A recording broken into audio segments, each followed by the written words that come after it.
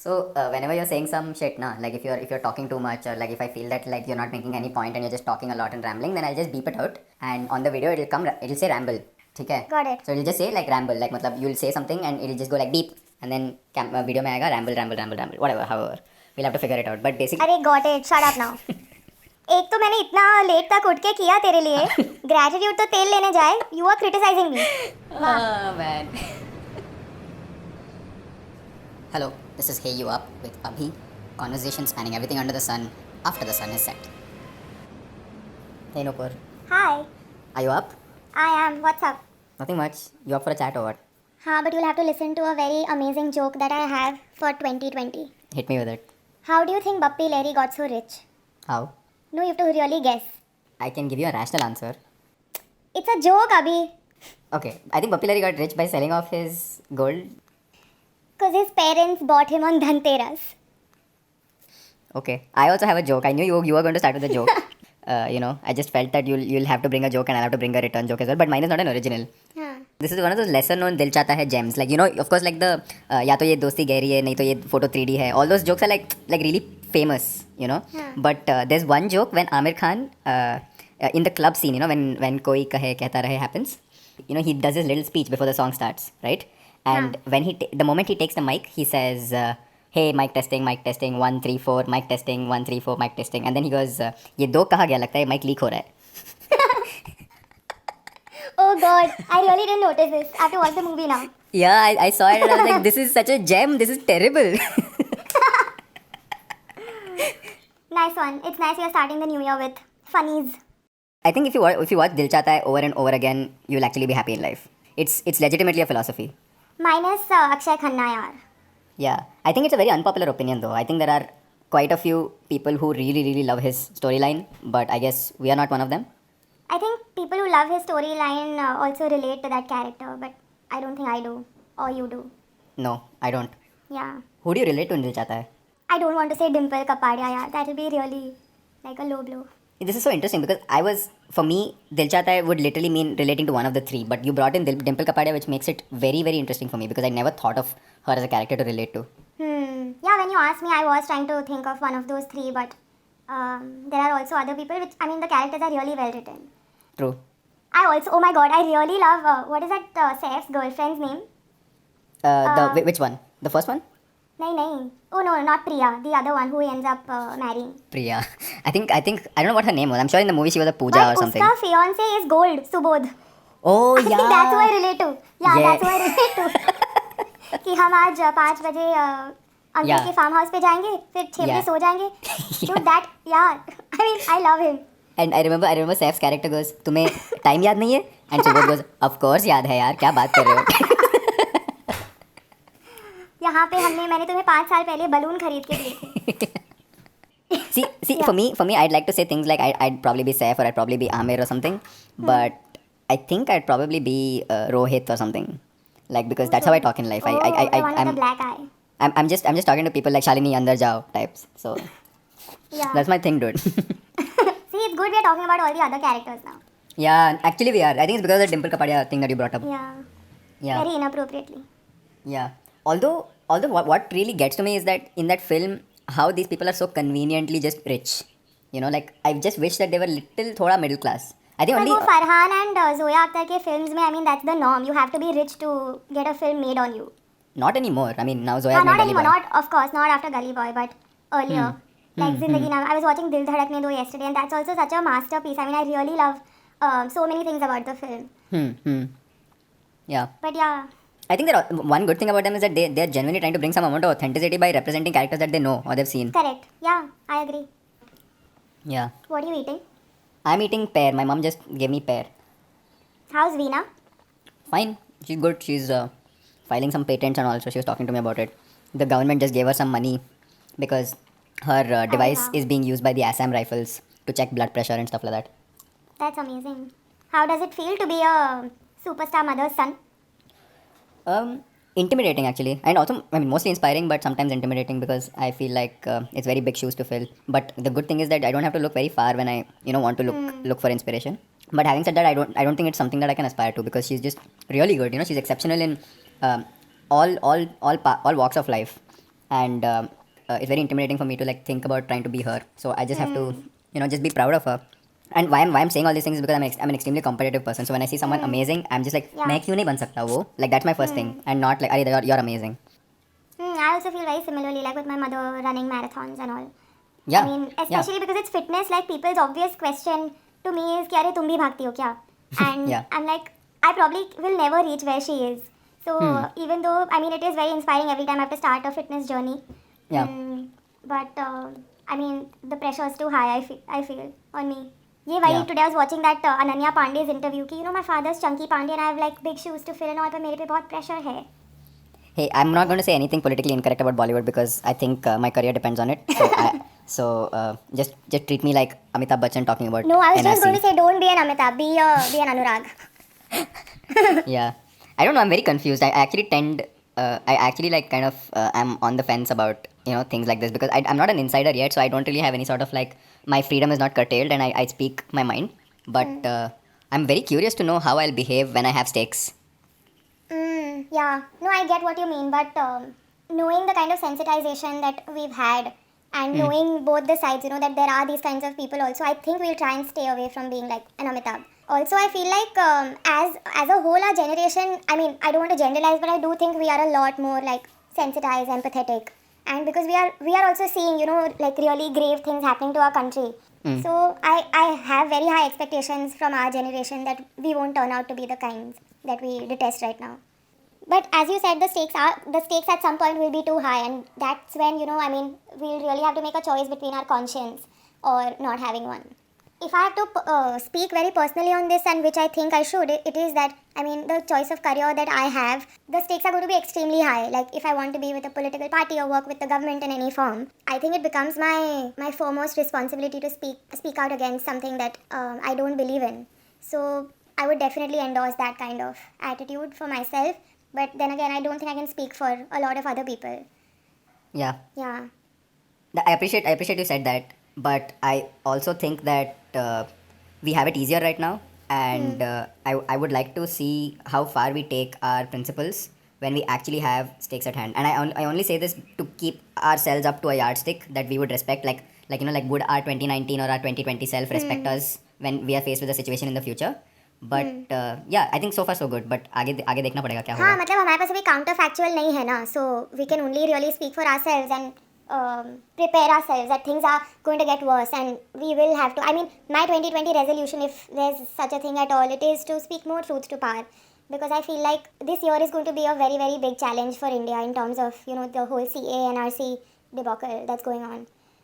So I mean, I feel like if people like us are not going to do that, we can't expect others. I mean, we are technically supposed to be people who keep ourselves updated with what's going on, and we understand the costs of the things that might happen to our country. So if we don't lead this, I don't really know who will. I'm glad you brought this up because I have one particular question to ask you, and I'm asking you this because you have done in your personal capacity incredible work with respect to sensitizing the masses about what's happening in our country through your videos and through your writing, and from the fact that now you're a student who's studying policy and you also work with the Delhi government. So I just have one question for you, which is that how to keep up these efforts, and how to not get discouraged, because personally I find it extremely difficult to keep it going because willpower is an extremely limited thing, and b you will meet the occasional naysayer, or you will meet someone who doesn't agree with your thoughts, and it really riles you up. And like you can't keep your cool, and you can't really engage in a sane debate, because now you're just like either you're getting attacked personally, or like what about is happening, or you want to attack them back. So it's an extremely difficult situation, and you yourself have spoken about losing friends over ideology, right? So what are your experiences like about this particular thing? So I personally feel that when you say that, how do we keep the efforts on, I really struggle with it myself, because I mean, at this point I should be really making many videos educating people on what the NRC is going to be or what the CAA is. But I feel like it affects me so badly, like emotionally, mentally. It affects me so badly that a lot of the times I just can't get myself to, do the job that I'm supposed to do. It's something that I do want to overcome, that to objectively and rationally look at things and not let it affect me so much that it stops me from doing what I'm passionate about.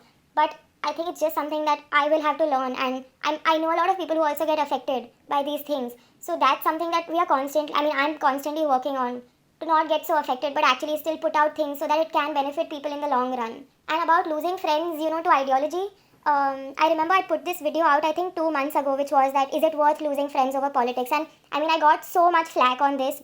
Like, I've been getting so much flack from my family members that, you make these videos, and a lot of people in my family, I'm from Gujarat, a lot of people are like hardcore Modi supporters, and I'm not one. And I don't shy away from saying that. So they feel attacked, they feel intimidated by my videos, and they don't like it, that this girl, young girl, is going against everything we believe in. And as a result of that, I have lost a lot of family also, and very close friends. But I feel like, so when I made that video, I didn't know that the CA, NRC, or the Ayodhya thing was going to come out in this way. So at that point, people were like, "Par arey, sabki ideology to alag alag ho sakti hai. Usme kya hua? We have to agree to disagree." But I mean, we knew, like people like you and me, we knew that the real agenda of the BJP or the Modi doesn't stop here. It's going to come out in much stronger capacity, and it did with the CA, NRC. And now I feel like it was so totally worth it, because people who were supporting Modi's demonetization or the way GST was implemented, or Kashmir, they are the same people who are supporting the CA, NRC, and now it's really not a ideology thing, now it's a humanity thing,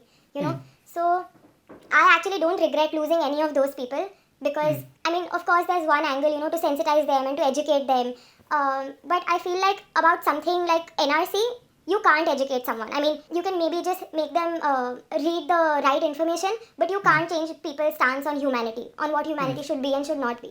So I'm actually very okay losing friends or relatives over politics, even if it is at the cost of my life becoming an echo chamber, because I don't at any point want to feel guilty that I engaged with someone who had anti-humanitarian views. But this is my stance right now, and I want to, mature enough. I don't know what the word is, but eventually reach a place where it just doesn't affect me, and I'm just constant in my efforts to educate. But at this point, I really get affected. Yeah. Sorry for the rant. This is one of the topics I'm most passionate about. Yeah, it makes a lot of sense what you're saying, and I think it comes from a very emotional place. I read something on Reddit recently which said that, which was really heartwarming stories, which said that an extremely right leaning father kind of came around and saw the point of what his son was trying to say, and there were multiple accounts like this, which said that I managed to talk to my mother, I managed to talk to my father, I managed to talk to my friends, and yes, of course these accounts are few and far between, but it seems to me like there are two sets of people, especially on the side of the dissenters. And one of them is definitely the ones who are really like swimming against the tide and like engaging with people who are like pro CAA and NRC, and they're really taking the fight to them and having well constructed meaningful debates with them, and some are even succeeding. But there are of course people like you and me, and I'm in your side when I say that I do not have the mental bandwidth to do it.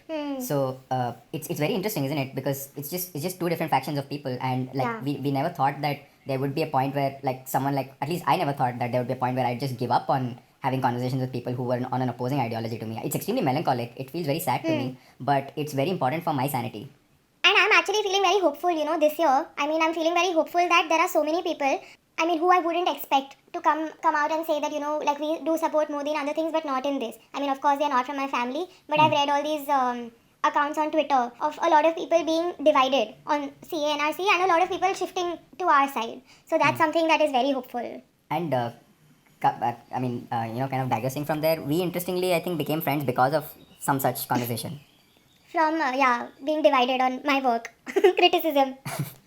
I don't remember it though. I think you remember it better because like you brought it up when we were talking about it. So I made a video on how a cashless economy, like the Modi government forcing a cashless economy, is actually hurting the Indian economy. This was like 2 years ago, and now it actually, we know the effects of demonetization. When I made that video, you came out and said, that this is not how you should make videos, and this is my feedback for you, and even though we hadn't spoken at all. And I really appreciate these messages from, random people who take the time out to like see someone's work and think about it and comment. So yeah, I mean, I could have totally like shirked away your criticism, but like that's not me. So I engaged with you, and I tried to change your view, and they definitely got better, and they got marginally better as you progressed from. I think there was something that you were doing with this one other person, right? And I think from there you went to this. I forget what that was called. Solo. It was called Slightly Serious.